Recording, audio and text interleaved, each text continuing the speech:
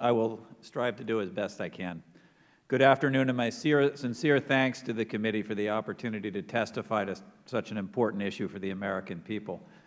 I come before you today to share the perspective of a person who, thanks to the hard work and dedication of a team of remarkable individuals, has achieved amazing success in one of the most challenging industries in the country, the airline industry. 25 years ago, as a trained and licensed aircraft mechanic and pilot, my dream was to start an airline in Massachusetts.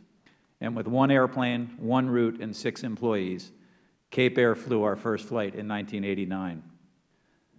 Today, headquartered in Massachusetts, Cape Air operates in 11 states, 4 U.S. territories and commonwealths, and 3 foreign countries.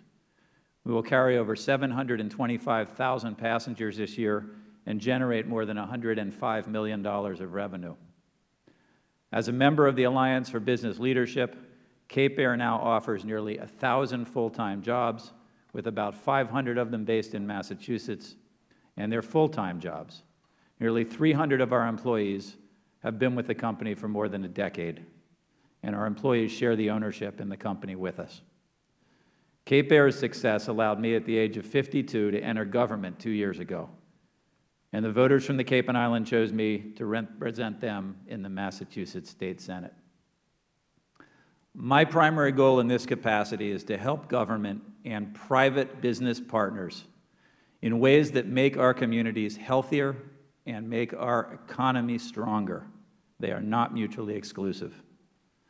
What's also informing my perspective, other than the Cape Air experience, is 6 years on the Federal Reserve Board Advisory Council for New England, the chairman of the board of one of the largest chambers of commerce in the Commonwealth of Massachusetts, and I also serve as a trustee of the largest mutual bank in the region, Cape Cod 5-Cent Savings Bank.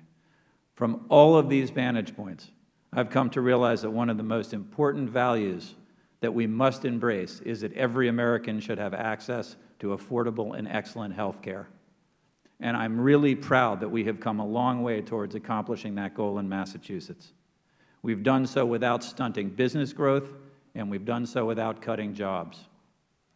One of the reasons I'm here today is to debunk some of the myths and dispel fear and misunderstanding about the 2006 Health Care Reform Act that Massachusetts enacted with strong bipartisan support, and I stress, strong bipartisan support. In the State Senate, the vote was 40-0 to enact that law in Massachusetts. It is also the template for much of the Affordable Care Act, now sanctioned as a law of our land.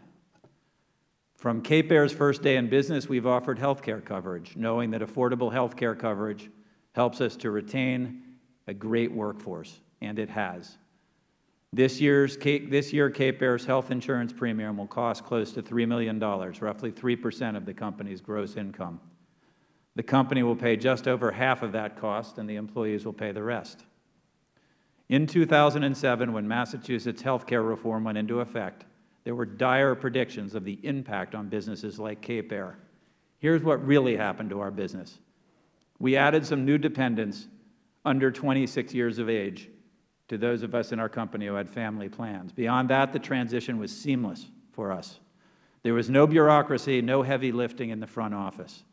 Since then, we've added a solid 15% more Massachusetts-based jobs, with our total revenue growing far faster. Healthcare reform in Massachusetts has not stifled business. The healthcare reform was designed to ensure access, not curtail cost. And with landmark legislation now close to passage, building on the success of the 2006 Act, Massachusetts is on the verge of implementing new strategies to contain costs, while continuing to provide coverage for more than 98% of our Massachusetts residents. And that bill is now in conference committee in the Massachusetts legislature. I can also report that health care costs have not spiraled because of this plan. They have not spiraled. This year, Cape Air saw a 5% increase in premiums, too much, but far from the 15 to 20% increases we saw year after year before this reform took effect. Last year, our increase was 4%. The previous year, we were able to negotiate a 5% decrease in premium. That's after the passage of the law. Our success should be taken in the state context. Unemployment in Massachusetts has dropped from 8% in 2009 to 5.8% in May of this year. That is 2.4% below the national average.